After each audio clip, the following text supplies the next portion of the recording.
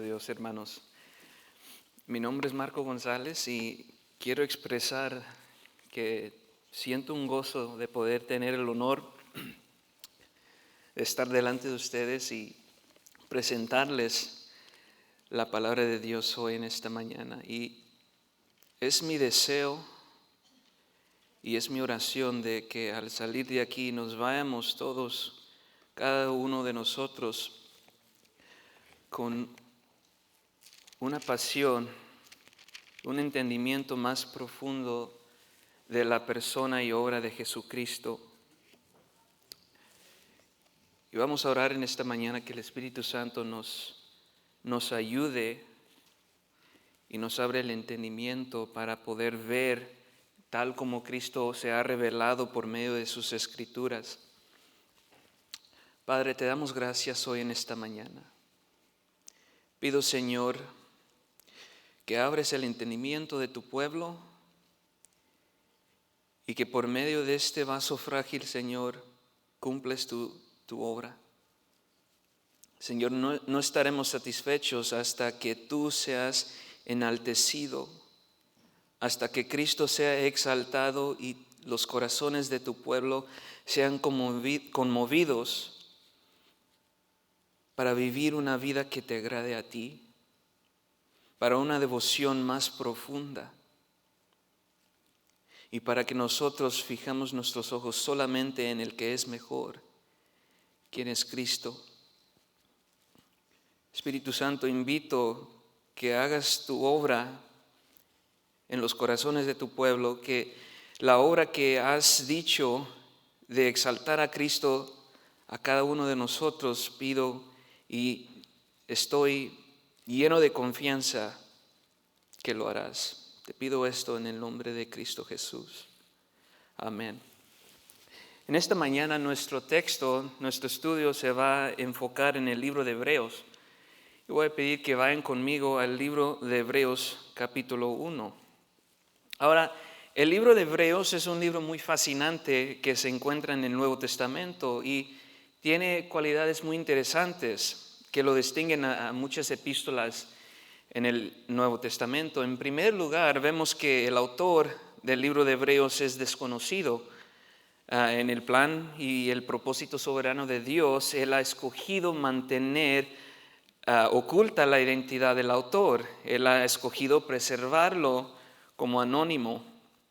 Además, no se nos revela si el autor es judío o gentil, pero sin embargo, lo que sabemos es que el autor de este libro conocía bien la tradición, conocía la cultura y las prácticas judías. Y a juzgar por el texto es evidente que el autor de esta epístola debía de tener una dominación de perfección conforme a las leyes levíticas, los preceptos y las ideas contenidas en las escrituras del Antiguo Testamento. Además, también podemos ver que su griego, su síntesis, su forma de escribir son tan sobresalientes que muchos creen que se trata de uno de los mejores trabajos encontrados en todo el Nuevo Testamento. Y otro aspecto intrigante que vemos tocante este libro de Hebreos se refiere a los destinatarios de esta epístola. Los destinatarios de esta carta eran cristianos de origen judío. Estos cristianos eran nuevos en la fe y su situación era bastante única. En relación con el contexto de este libro, estos cristianos judíos se enfrentaban a tiempos extremadamente difíciles, ya que estaban siendo perseguidos por compañeros judíos y por gentiles que precedían cerca de la zona donde ellos mismos se encontraban. Estaban perseguidos por los judíos por ser cristianos y estaban perseguidos por los romanos por ser judíos. Ahora, esto lamentablemente podría haber atraído a estos nuevos cristianos a la tentación de volver al antiguo sistema religioso. Y la razón es que en aquella época el judaísmo era una religión sancionada y protegida por el Imperio Romano, pero la fe cristiana no estaba aceptada en aquel entonces. Podríamos ver que ellos tuvieron la tentación de volver al antiguo sistema religioso, del sistema religioso judío, y esto muy claramente estaba presente en sus mentes. Y este fue el propósito por el cual el autor del libro de Hebreos escribió esta carta. Era una exhortación. Y lo hace de una manera muy, muy profunda. Este libro entero casi se puede caracterizar, se puede decir que es un sermón, porque lo hace por una cuidadosa exposición de la persona de Jesucristo. Y a lo largo de todo el libro expresa un tema mayor, y eso es que Cristo es mejor. Cristo es mejor que la antigua manera de hacer las cosas. Cristo es mejor que los profetas y los ángeles. Cristo es superior al sistema del sacerdocio levítico del Antiguo Testamento. Vemos también que Cristo es superior a Moisés y a la ley. Y en resumen, Cristo es supremo y está por encima de todos los demás métodos, de todas las alternativas. Bueno, ¿y esto qué tiene que ver con nosotros hoy? Bueno, tal vez esto sea una llamada para usted y para yo y para cada uno de nosotros. Quizás es un recordatorio para que fijemos nuestra mirada en aquel que es mejor. No hay alternativa, no hay método, no hay sistema que podamos consultar que se acerque a la eficacia, a la majestad y a la grandeza de Cristo. Para que tengamos la fuerza para perseverar en nuestra fe, para poder perseguir nuestra ambición de ser agradables a Dios, necesitamos una visión más grande y más profunda del Cristo a quien decimos adorar. Si tan solo nuestros ojos débiles pudieran vislumbrar su esplendor, hermanos, no necesitaríamos otras motivaciones para poder vivir una vida agradable a Dios. Mucha gente dice, yo he escuchado que dicen, hermano, yo sé lo que tengo que hacer, pero a mí me falta la motivación para hacerlo.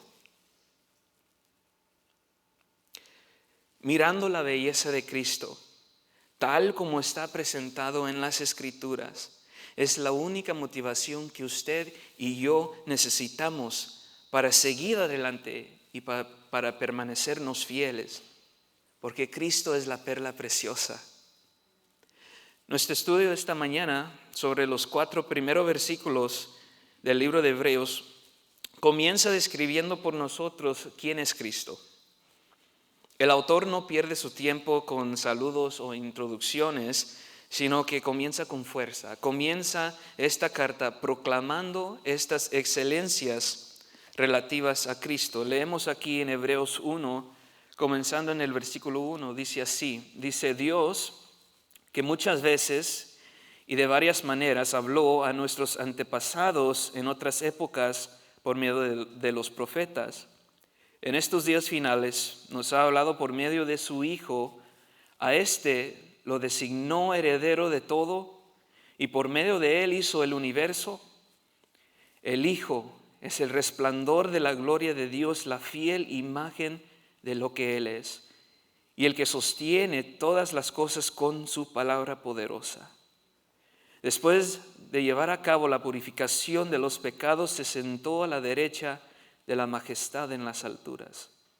Así llegó a ser superior a los ángeles, en la misma medida en que Él, el nombre que ha heredado, supera en excelencia al de ellos.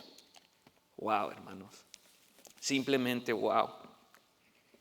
Qué pasaje tan hermoso. Y solamente son los primeros 4 versículos de este libro que contiene mucho más tocante la persona y obra de Cristo. Podemos ver aquí en el versículo 1, esto es mucho para poder hablar sobre esto nomás en una hora, pero vamos a repasar todo lo que está diciendo aquí a más a detalle. Comenzando en el versículo 1, dice así, Dios que de muchas veces y de varias maneras habló. Paremos ahí. Lo primero que notamos es que Dios no está ausente. Dios no está desconectado de su creación. Él ha hablado y aquí en este pasaje vemos cómo. El versículo 1 menciona que Él habló a los padres, es decir, a los patriarcas del Antiguo Testamento, y lo hizo a través de los profetas. Lo hizo en muchas ocasiones. En la Biblia de inglés esta frase se traduce como en muchas porciones, lo que nos indica que los profetas del Antiguo Testamento recibieron la revelación de Dios en pedazos, en trozos, en secciones, lo recibieron en fragmentos. Y aunque estas palabras fueron conocidas como inspiradas por el Espíritu Santo, la revelación dada a los profetas era imperfecta.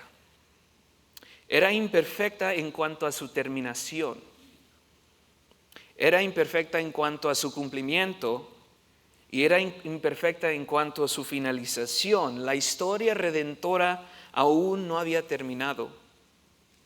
Vemos aquí en Hebreos 1:1 que lo hizo de muchas maneras. Dios habló a través de sueños, a través de visiones, a través de manifestaciones físicas. Vemos que Dios se manifestó como la columna de fuego. Muchas veces vemos referencias en el Antiguo Testamento al ángel del Señor. Esas son las maneras por las cuales Dios se ha revelado en el Antiguo Testamento. Pero ¿qué fue lo que Dios reveló a los profetas? ¿Qué fue lo que Dios reveló de sí mismo? Bueno, a través de Elías declaró ser el único que es Dios, el único digno de recibir la adoración de los hombres. A través de Isaías, Dios dijo que Él es el Señor de toda vida. A través de Amos, Dios declaró que Él era justo y que la injusticia conduciría a la perdición segura de una nación. Además, la llegada de esa perdición también formaba parte de su obra. Miqueas declaró el reinado de Dios tanto en el juicio y en la restauración. Dios era rey en el juicio y Dios era rey durante la restauración. Y Ezequiel proclama un mensaje similar. En Ezequiel 36 vemos que Dios, por causa de su santo nombre, iba a restaurar a Israel. Jeremías predijo que Dios escribiría la nueva alianza en el corazón de los hombres. Y estudiando el libro de Hebreos podemos ver que hay muchas referencias que el autor da al libro de los Salmos. Y está claro que esto lo incluye aquí también como escritos proféticos. Pero solo a los profetas le fue dado hace mucho tiempo ver a Dios actuar en los acontecimientos de la historia. En un cierto sentido, la revelación no era completa. Los profetas fueron reconstruyendo la recopilación de la revelación divina dada por Dios a través de la inspiración del Espíritu Santo. Estos fragmentos graduales, estas porciones de revelación apuntaban definitivamente hacia Cristo. El Antiguo Testamento es simplemente la narración que despliega la hermosa historia redentora que Dios planeó antes de la fundación del mundo. Y esta idea del versículo 1 contrasta con la forma en que Dios ha hablado en estos últimos días. Lo que Él dijo no es lo que está en cuestión. La vía que Él ha elegido para revelarse hacia nosotros es mucho mejor y superior a la de los profetas. Y es lo que está diciendo aquí en el versículo 2 de Hebreos 1. Dice, en estos días finales nos ha hablado por medio de su Hijo. En estos últimos días, es decir, ahora, porque la palabra de Dios a menudo nos recuerda que estamos actualmente en los últimos días. Y Dios ha elegido hablar y revelarse a través de su Hijo Jesucristo. Esto es un contraste severo comparado a lo que fue dicho en el versículo 1. Ahora, en lugar de hablar por muchas porciones y de muchas maneras, Dios ha hablado de una manera singular. Dios ha hablado en una ocasión singular. Y eso fue a través de la revelación de la persona y obra de Jesucristo. Cristo es el cumplimiento y la culminación de esa historia redentora. Hay una finalidad en esta afirmación. El autor está tratando de transmitir que aparte de la revelación de Jesucristo no hay otro y no hay ninguna revelación que se nos ofrezca hoy que podamos necesitar. Su persona y su obra cumplieron todo lo que escribieron los profetas del Antiguo Testamento. Y en él encontramos la culminación de la autorrevelación de Dios. En 1 Corintios 15, versículo 1, vemos esto nos escribe Pablo. En versículo 1 dice: ahora, hermanos, quiero recordarles el evangelio que les prediqué, el mismo que recibieron y en el cual se mantienen firmes. Mediante estas buenas noticias son salvos si se aferran a la palabra que les prediqué, el versículo 2. De otro modo habrán creído en vano, porque ante todo les transmití a ustedes que lo que yo mismo recibí. Escuche lo que dice que Cristo murió por nuestros pecados, ¿según qué? Según las Escrituras, que fue sepultado, que resucitó al tercer día según que se apareció a Cefas y luego a los 12. Aquí la muerte y resurrección, vemos, de Jesucristo fueron conformes a las Escrituras del Antiguo Testamento. Lucas 24, versículo 46, Cristo está hablando aquí y dice: esto es lo que está escrito. Les explicó que el Cristo padecerá y resucitará al tercer día. En su nombre se predicarán el arrepentimiento y el perdón de pecados a todas las naciones, comenzando por Jerusalén. Cristo mismo dice, haciendo referencia a las Escrituras, lo que el Mesías estaba llamado a hacer. Continuamos en versículo 2 de Hebreos 1. Cristo, aquí vemos, es el heredero sobre todas las cosas. Aquí el autor cita el libro de los Salmos. El Salmo 2, 6 al 8 es un salmo mesiánico en el que Dios coloca a su ungido en el trono mesiánico y le concede la tierra y todo su pueblo bajo su dominio. Veremos aquí otras referencias de Cristo como heredero. En Hebreos 2, versículo 5, vemos esto. Vemos que el autor se está refiriéndose a otro salmo y mire lo que dice aquí. Dice: Dios no puso bajo el dominio de los ángeles el mundo venidero del que estamos hablando, como alguien ha atestigado en algún lugar. ¿Qué es el hombre para que en él pienses? ¿Qué es el hijo del hombre para que lo tomes en cuenta? Lo hiciste poco menor que los ángeles y lo coronaste de gloria y de honra. Versículo 8 aquí dice: todo lo pusiste bajo sus pies. Si Dios puso bajo él todas las cosas, entonces no hay nada que no esté bajo su dominio. Vemos aquí en el versículo 8 de Hebreos 2 que Dios ha puesto todo bajo sus pies, todo ha sido sujetado a él. Rápidamente, Mateo 28, 18. Jesús aquí declara que Dios el Padre le ha dado toda autoridad en el cielo y en la tierra. Terminando su obra en la cruz, Dios lo exaltó y le dio la herencia que le pertenecía.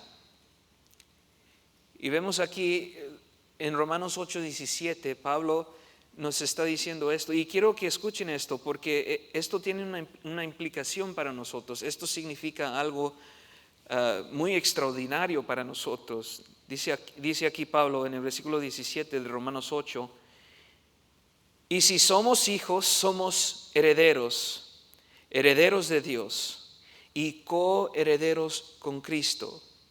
Pues si ahora sufrimos con Él, también tendremos parte con Él en su gloria. Pablo nos está diciendo que por medio de lo que hizo Cristo, nosotros que creemos en Él, gozamos de los beneficios y riquezas siendo coherederos con Cristo, quien es el heredero mayor. Cristo es el heredero más rico, porque todo así se ha puesto bajo su dominio. Y si nosotros somos coherederos con Él, nosotros, eso quiere decir, somos herederos ricos. Amén. Y no sé si a ustedes les pasa esto a veces, pero a muchos de nosotros se nos olvida que tenemos una herencia incorruptible e inmarcesible, tal como lo dice Pedro. Es una herencia que ningún ladrón se lo puede robar. Y nosotros tenemos las riquezas de la gracia de Dios que se nos ha dado de una medida de abundancia. Tenemos que recordarnos de eso. Siguiendo en Hebreos 1:2, vemos aquí que por medio de Él fue hecho el mundo entero. Por medio de Cristo el mundo entero fue hecho. Y aquí el escritor confirma la deidad de Cristo.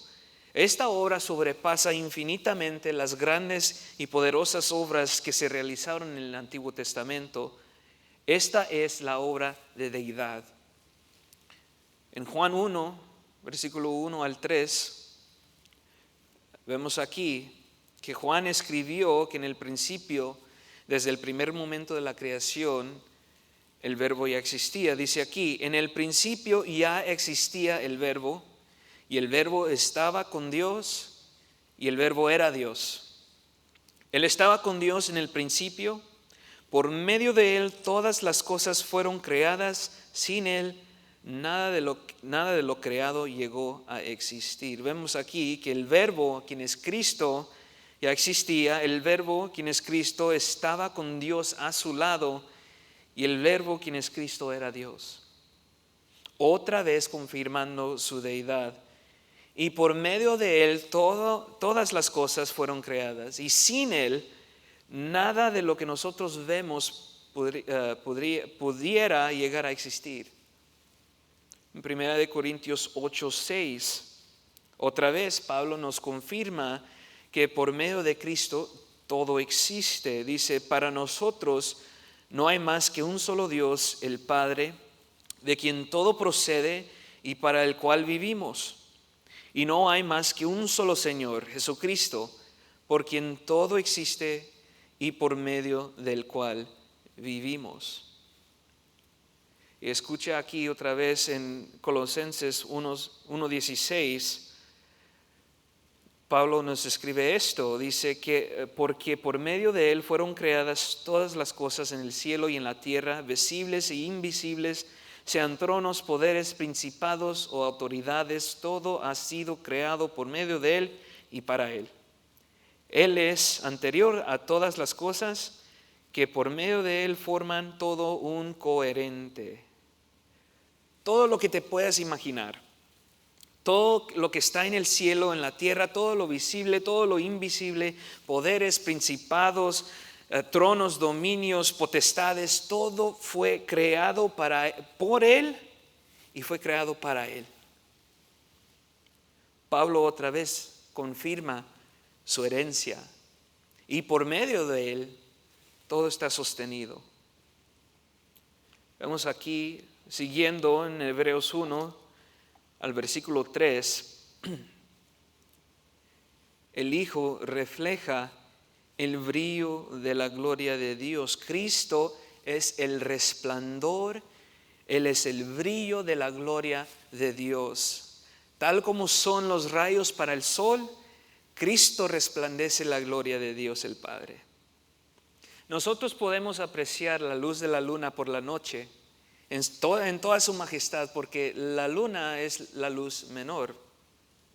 En contraste, no es muy recomendable apreciar el sol de esa misma manera, porque la luz del sol es tan fuerte y potente que podría cegarnos. Bueno, el brillo blanco y cegador y el resplandor de la belleza y santidad de Cristo hacen que los rayos del sol aparezcan como la luz de una cerilla. No hay comparación. En Juan 12:41, Él nos dice que Isaías vio la gloria de Jesucristo y habló sobre Él. Y yo quiero enseñarles hoy en esta mañana qué fue lo que Isaías vio. Si pueden ir conmigo o si quieren seguir en la pantalla a Isaías 6, versículo 1. Vemos en Isaías 6 una visión que Dios vio, que Isaías vio. Y Dios le dio esta visión y le reveló la gloria de Jesucristo. En Isaías 6:1 dice esto. Dice: el año de la muerte del rey Usías vi al Señor sentado en un trono alto y excelso. Las orlas de su manto llenaban el templo. Paremos ahí.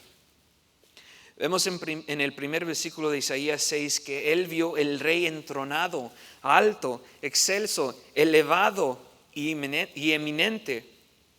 También describe el rey como sublime, un gran rey de excelencia y majestad de tal manera que provoca admiración y asombro. Mire lo que dice en el versículo 1: las orlas de su manto llenaban el templo. En tiempos pasados, las orlas del manto de un rey significaban su poder, su autoridad y sus triunfos en batalla. Cada vez que un rey conquistaba a los contrarios, le agregaba a su manto pedazos de los mantos de enemigos derrotados, y era una señal de su majestad. Vemos aquí que las orlas del manto de Jesucristo eran tan maravillosas que llenaban el templo entero, significando su poder y autoridad sobre toda la creación. Cuando Isaías observó esto, gritó y dijo: ay de mí que estoy perdido. Otra tradición nos dice: ay de mí que estoy muerto, que quiere comunicar que me estoy desintegrando, me estoy desmoronando por las semas, por las costuras, porque mis ojos han visto el Rey de los ejércitos, el Señor de los cielos. Hermanos, este es el Cristo que adoramos, el Rey entronado y el resplandor de la gloria de Dios.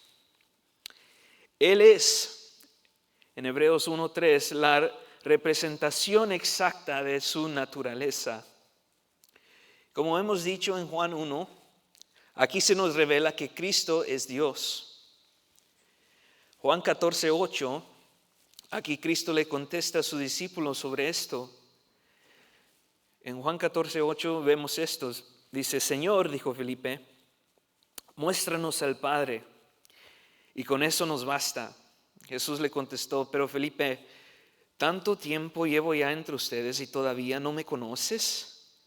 El que me ha visto a mí, ha visto al Padre. ¿Cómo puedes decirme, muéstranos al Padre? Aquí Cristo él mismo afirma que Él es la representación de Dios el Padre. En Colosenses 2:9, Pablo nos dice que toda la plenitud de la divinidad habita en Cristo. En Mateo 1:23, el autor se está refiriendo a una profecía que declaró Isaías, y dice esto en Mateo 1:23, dice: la Virgen concebirá y dará a luz un hijo, y lo llamarán Emmanuel, que significa Dios con nosotros. En 1 Timoteo 3:16 nos dice que Dios fue manifestado como hombre hacia nosotros. Dios mismo fue manifestado como hombre hacia nosotros. Y Pablo en Colosenses 1:15 claramente nos dice esto. Dice: Él es la imagen del Dios invisible, el primogénito sobre toda la creación. Él es la representación exacta de su naturaleza Y siguiendo en Hebreos 1:3, Cristo sostiene todas las cosas por la palabra de su poder. La misma palabra poderosa que trajo a luz a toda la creación es la misma palabra que sostiene a todo el universo. Los propósitos salvíficos de Dios no son externos al mundo, no son ajenos a Él, sino que están implícitos en el mundo desde el principio. Adoramos a un solo Dios, Creador y Salvador. En verdad, el único que existe y de quien todo lo demás tiene existencia derivada. Aquí vemos una unión de la naturaleza con el Dios de nuestra salvación. Aquel que cura a los quebrantados de corazón es también aquel que cuenta el número de las estrellas y las conoce por su nombre. Como dice Salmo 147. La voz que hace rodar a las estrellas declara todas las promesas. En Hebreos 1:3 continuamos. Cristo, al cumplir la purificación de los pecados, esto es lo que ha hecho, se ha sentado a la diestra de la majestad en lo alto. Aquí nos presenta el tema principal de esta carta. Cristo, el sacerdote perfecto para toda la humanidad, pagó una vez y finalmente por los pecados de todo el mundo. Y entre todo el libro de Hebreos, el autor se está comparando al sacerdocio levítico, y leyendo en el Antiguo Testamento podemos ver que bajo el antiguo pacto el trabajo del sacerdote era uno muy sangriento, ya que a él se le encargaba ofrecer los sacrificios para el pecado, y esto lo estaban haciendo año tras año tras año para poder expiarse de sus pecados delante de Dios. Pero Cristo, siendo el sumo sacerdote más grande, ha expiado los pecados de una vez por todos. ¿Por qué? Porque Cristo, además de ser el sumo sacerdote, Él mismo fue el sacrificio. Además de ofrecer el sacrificio, Él se ofreció a sí mismo, que fue el sacrificio perfecto. Hebreos 9:15 nos dice que Él es el mediador del nuevo pacto. El establecimiento de este nuevo pacto esencialmente niega al antiguo y lo anula. En Hebreos 10:14 se señala que con una sola ofrenda ha perfeccionado para siempre a los santificados. Y en Hebreos 11:18 continúa diciendo que donde hay perdón de estas cosas, ya no hay necesidad para la ofrenda por el pecado, porque Cristo lo cumplió y su obra fue final. Y al cumplir esto, como vemos en Hebreos 1:3, Dios mismo lo exaltó a su diestra. Y mire lo que Pablo dice en Filipenses 2:5, del versículo 5 al 11. Y aquí Pablo les está dando el ejemplo mayor de la humildad, y ese ejemplo es Cristo. Vemos aquí, versículo 5, la actitud de ustedes debe ser como la de Cristo Jesús, quien, siendo por naturaleza Dios, no consideró el ser igual a Dios como algo a que aferrarse. Por el contrario, se rebajó voluntariamente, tomando la naturaleza de siervo y haciéndose semejante a los seres humanos. Y al manifestarse como hombre, se humilló a sí mismo y se hizo obediente hasta la muerte, y muerte de cruz. Por eso Dios lo exaltó hasta lo sumo y le otorgó el nombre que está sobre todo nombre, para que ante el nombre de Jesús se dobla toda rodilla en el cielo y en la tierra y debajo de la tierra, y toda lengua confiese que Jesucristo es el Señor, para la gloria de Dios. Como leemos en este pasaje, después de su sacrificio para la purificación de nuestros pecados, Dios lo exaltó hasta lo sumo y le ha dado potestad sobre todo. Qué majestuoso. Continuamos en Hebreos 1:4. Vemos aquí que así llegó a ser superior a los ángeles en la misma medida en que el nombre que ha heredado supera en excelencia al de ellos. Cristo es mejor que los ángeles. Ahora, los ángeles son criaturas de un porte tan majestuoso que si cualquiera de nosotros vimos uno en persona, tendremos la tentación de adorarlos, tal como lo hizo Juan en el libro de Apocalipsis. Pero Cristo, solamente Él es digno de nuestra adoración. ¿Por qué? Pues porque ha heredado un nombre mucho más excelente que el de ellos, como lo hemos visto en Filipenses 2.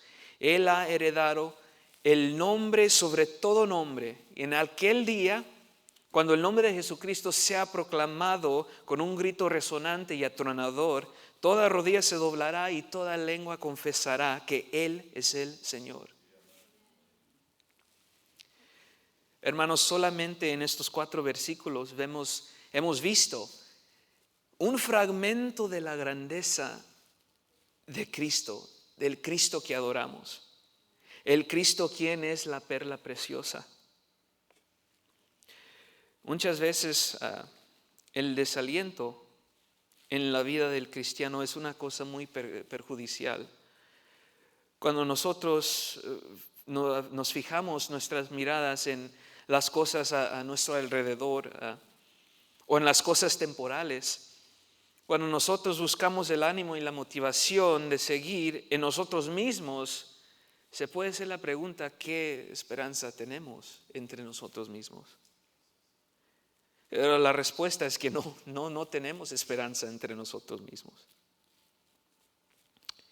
Hermanos, quiero darles esta exhortación, que fijamos la mirada en aquel que es mejor. Fijemos la mirada en Jesús, el autor, el iniciador y el perfeccionador de nuestra fe, quien por el gozo que le esperaba soportó la cruz, menospreciando la vergüenza que ella significaba. Y ahora está sentado a la derecha de Dios. Así pues, consideren aquel que perseveró frente a tanta oposición por parte de los pecadores, para que no se cansen ni pierden el ánimo. Mira sus excelencias, mira esta maravillosa demostración de amor que mostró por ti, entregándose Él mismo en el madero. Pablo dijo que fue este amor, el amor de Cristo hacia Él, lo que le obligó y le constriñe a vivir para aquel que murió y resucitó en su lugar.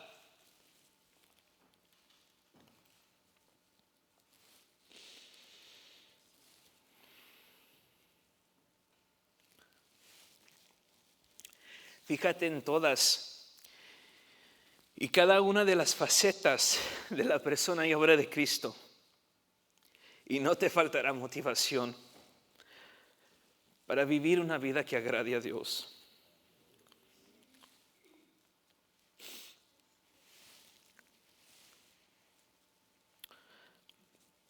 Ore a Dios. Pídele que te muestre cada día un destello de la belleza de Cristo.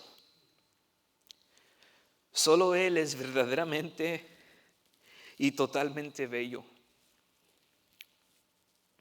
No hay nada en este mundo que se puede comparar a Él.